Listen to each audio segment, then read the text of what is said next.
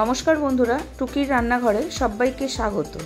আজকে আমি নিয়ে এসেছি রাজস্থানের খুবই বিখ্যাত রাবড়ি মালপোয়া রেসিপি, যেটা কিনা খুবই টেস্টি আর ঘরে থাকা সামান্য উপকরণ দিয়েই খুবই ঝটপট তৈরি হয়ে যাবে।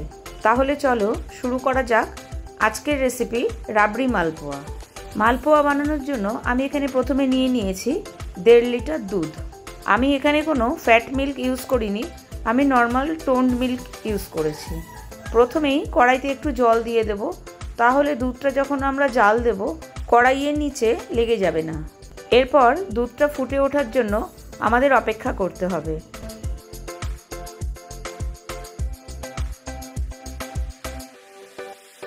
দুধটা কিন্তু বেশ ভালোভাবে ফুটে গেছে। এবার আমরা গ্যাসের ফ্লেমটাকে মিডিয়ামে রেখে দুধটাকে মাঝে মধ্যে নেড়ে দিতে হবে। এই সময় ঘরে যদি অন্য কোনো কাজ থাকে তো অবশ্যই সেই কাজটা করে নেওয়া যাবে, কোনো অসুবিধা নেই। এই দুধটা দিয়েই আমরা রাবড়ি বানিয়ে নেব। রাবড়িটা তৈরি হতে হতে আমরা একটা সুগার সিরাপ বানিয়ে নেব। তার জন্য আমি প্রথমে এখানে নিয়ে নেব 2 কাপ চিনি আর তার সাথে 2 কাপ জল।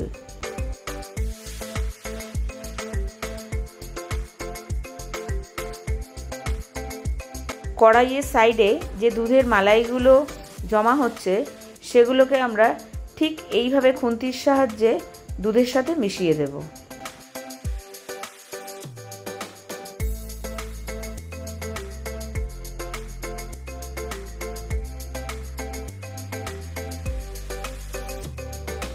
চিনির সিরাপটা কিন্তু ফুটে উঠেছে।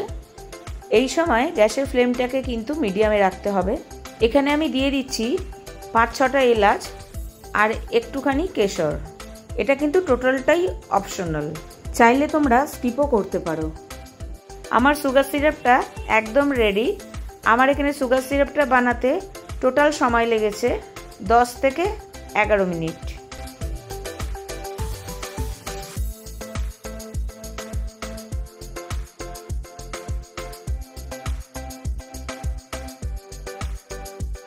এদিকে আমাদের রাবড়িটাও বেশ অনেকটা হয়ে এসেছে। দুধটা কিন্তু অনেকটা শুকিয়ে গেছে, কিন্তু আমাদের আরেকটু সময় লাগবে এটাকে তৈরি করে নেওয়ার জন্য। এই সময় আমি দিয়ে দিচ্ছি 2 চামচ চিনি। আমরা কিন্তু রাবড়িটা আরেকটু গাঢ় করে নেব।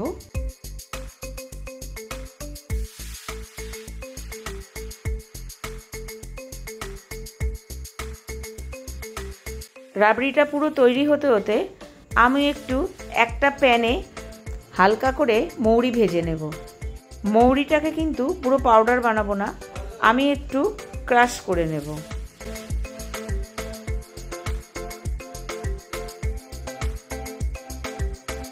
এবার আমি মালপোয়ার জন্য ব্যাটারটা তৈরি করে নেব।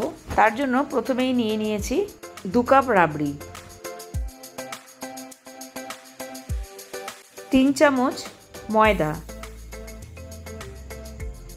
1 চামচ সুজি, হাফ চা চামচ মৌরি, যেটা আমি ভেজে আগে থেকে ক্রাশ করে রেখেছিলাম।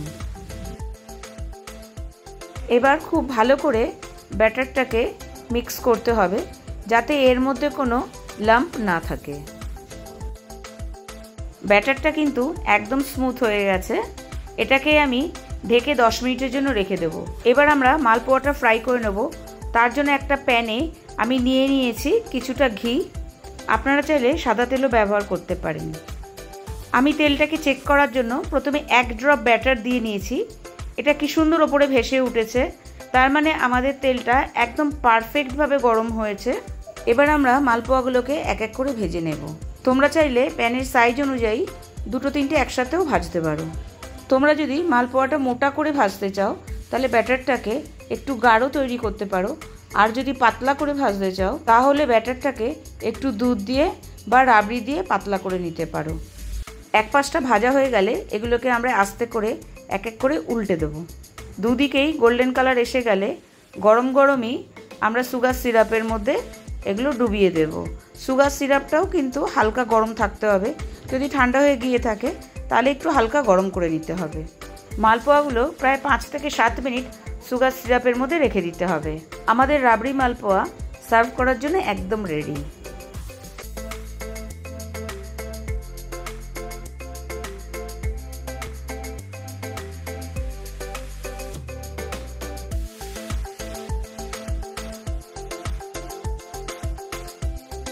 আমি পেস্তা ও বাদাম কুচি দিয়ে মালপোয়ার ওপরে গার্নিশ করে দেবো।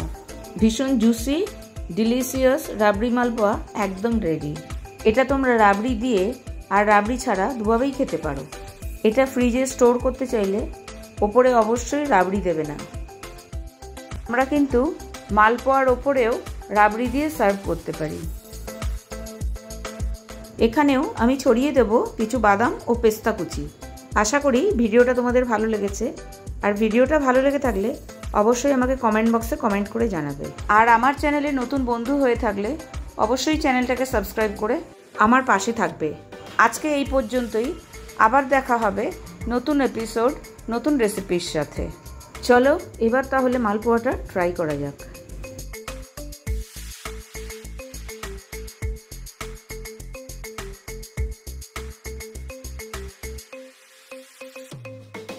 অসাধারণ একটা রেসিপি হয়েছে, কোনো কথা হবে না।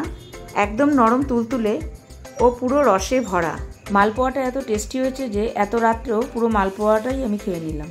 পেছন দিকে দেখো, দরজাটা আমি বন্ধ করে দিয়েছি।